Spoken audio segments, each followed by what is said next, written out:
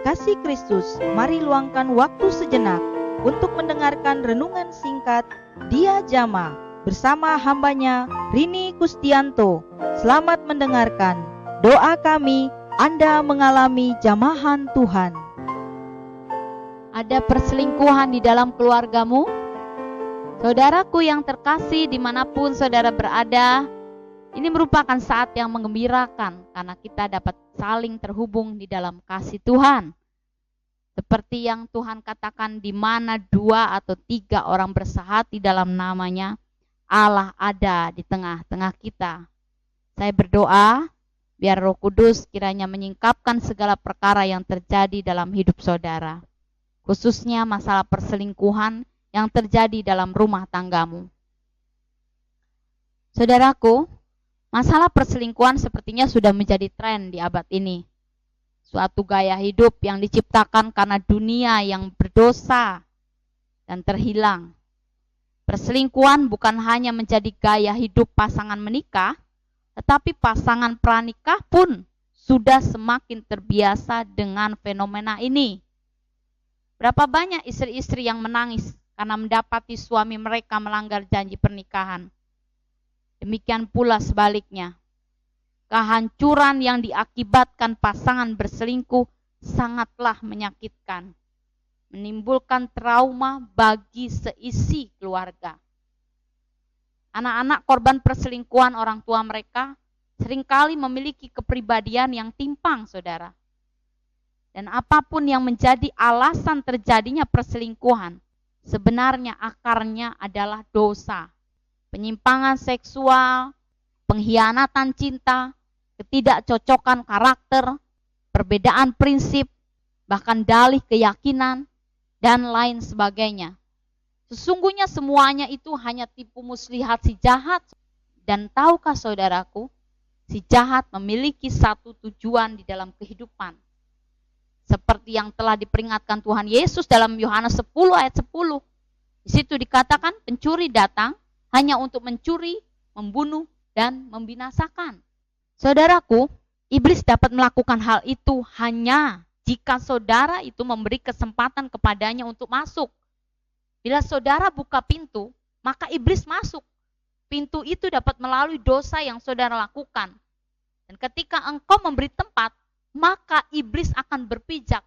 Kemudian dia akan melakukan aksinya yang jahat. Dia berusaha untuk mencuri, bahkan sampai membinasakan akan imanmu.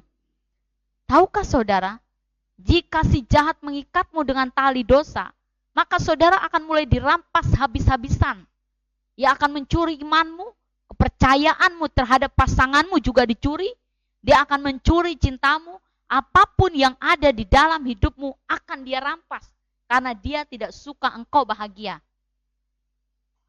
Saya seringkali menjumpai pernikahan yang dimulai dengan tidak dalam kekudusan. Pasangan yang telah melakukan hubungan seks di luar nikah telah menabur kutuk atas pernikahan mereka. Dan jika hidup pernikahanmu belum dikuduskan dan saudara tidak berjalan dalam kebenaran, maka kehancuran rumah tanggamu itu tinggal menunggu waktu saja. Tetapi ada kabar baik jika saudara mau percaya kepada janji Allah. Saudara bisa datang untuk kembali kepada Tuhan dan mohon pemulihannya. Seorang laki-laki yang biasa mengumbar nafsu seks dengan menonton film-film cabul, dia akan segera mendapati neraka ada dalam rumah tangganya. Benar saudaraku, percabulan yang dilakukan akan merusak jati dirinya. Firman Tuhan mengatakan jelas di dalam 1 Korintus 6 ayat 18. Jauhkanlah dirimu dari percabulan, sebab setiap dosa lain yang dilakukan manusia terjadi di luar dirinya. Tetapi orang yang melakukan percabulan berdosa terhadap dirinya sendiri. Hari ini saya ingin memperingatkan saudara yang masih hidup dalam percabulan. Jika saudara tidak segera bertobat dan menyesali perbuatanmu, saya khawatir saudara benar-benar akan menyesal. Karena firman Allah jelas mengatakan bahwa bagian dari seorang pezina adalah neraka. Saya tidak akan pernah tahu kapan maut menghampirimu, saudaraku. Begitu juga dengan saudara, tidak tahu kapan saudara akan meninggal dunia. Jadi jika saudara tengah hidup dalam percabulan atau perselingkuhan, perhatikan baik-baik firman Tuhan tadi. Dan saudara sedang mendengarkan renungan ini, bertobatlah saat ini juga. Jangan pernah menundanya lagi. Amsal 28 ayat 13 berkata, siapa menyembunyikan pelanggarannya tidak akan beruntung, tetapi siapa mengakuinya dan meninggalkannya akan disayangi. Saudara yang dikasihi Tuhan, mungkin sudah banyak peringatan yang saudara terima dari Tuhan. Namun selama ini saudara mengabaikannya. Atau saudara adalah seorang istri yang berselingkuh karena ingin membalas dendam sebab suamimu melakukan hal yang sama. Saat ini saya mendorong saudara untuk mengakui semua dosamu di hadapan Tuhan sebelum terlambat. Sebab jika kita mengakui dosa, maka Ia adalah setia dan adil. Sehingga Ia akan mengampuni segala dosa kita dan menyucikan kita dari segala kejahatan. Allah mau dan sanggup untuk membebaskanmu dari keterikatan dosa seks dalam bentuk apapun juga. Dia telah menang atas dosa, saudara. Dari dalam hati saudara yang paling dalam, mungkin saudara menjerit meminta pertolongan. Saudara merasa begitu lelah dengan dosa pezinahan yang selama ini memperbudakmu. Saudaraku, datanglah segera. Yesus mau, Yesus sanggup. Bahkan saudara harus datang dengan kehancuran hati. Maka Yesus akan membebaskan engkau. Jika saudara adalah seorang suami yang berselingkuh, sebagai hamba Tuhan saya katakan, hentikan dosamu itu. Kembali kepada istrimu yang menantikan engkau. Kembali kepada keluargamu. Jangan hidup di dalam kepura-puraan atau dusta. Lihat anak-anakmu yang lahir dari cinta sejatimu.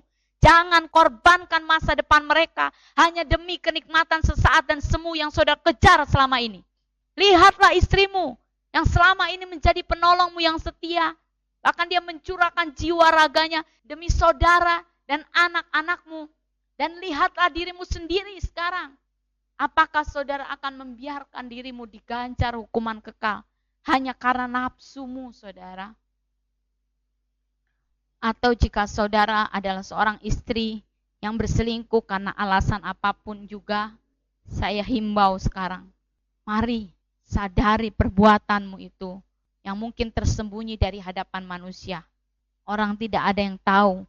Tetapi saudara tidak dapat bersembunyi dari mata Tuhan.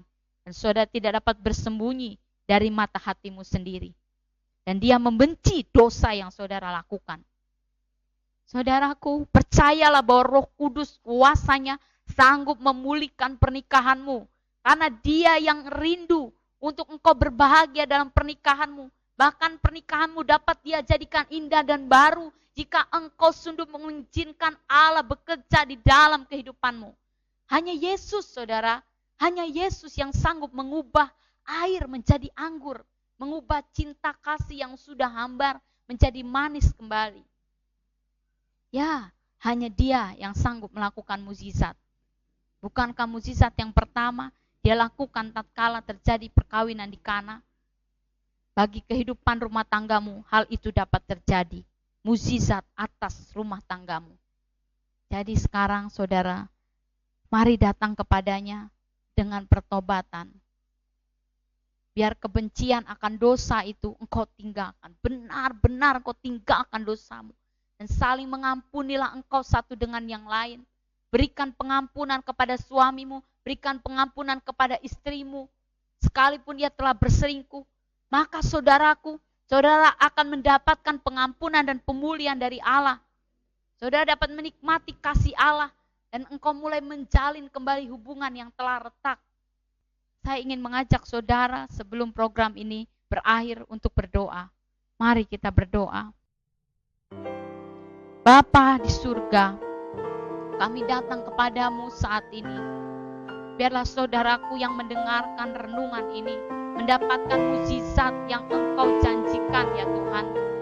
Dan saudaraku ini yang sedang dalam permasalahan akan pernikahannya. Dan dia ingin sungguh-sungguh bertobat ya Tuhan. Mari Engkau lepaskan dia dari dosa perzinahannya ya Tuhan. Engkau sendiri yang mengangkat dia.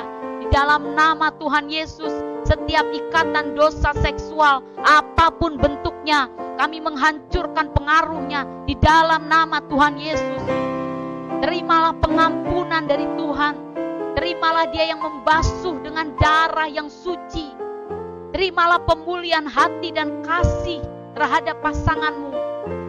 Biarlah saudaraku dimampukan untuk meminta maaf dan memperbaiki diri.